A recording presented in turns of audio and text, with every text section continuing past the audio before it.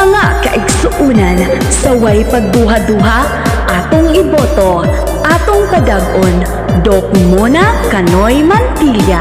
Numero 10 sa atong mga baluta, pagkasangguni ang bayan, atong pilion, atong padag-on, Doc Mona Canoy Mantilla. Serbisyo sa katawhan para sa kalambuan. Karon nga eleksyon ni buto atong padagon. Duk muna Mantilla pagkasangguni ang bayan ta. Kay siya ang ngayon masaligan sa katawhan. Tao nga may prinsipyo maoy atong iboto.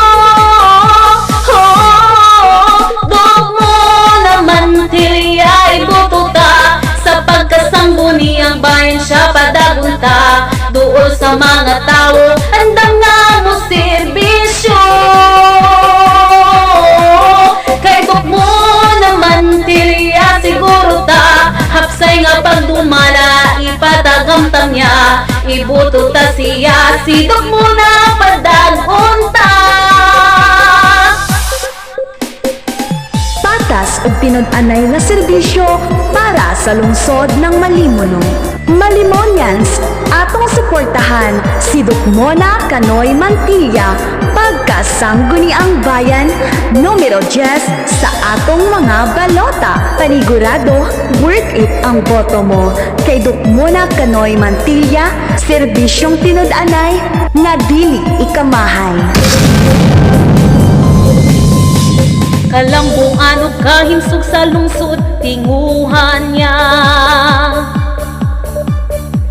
Serbisyo nga tinudan ay wapili walay mahay. Katawhan sa Malimuno siya atong iboto. Karon nga eleksyon siya ang atong piliyo.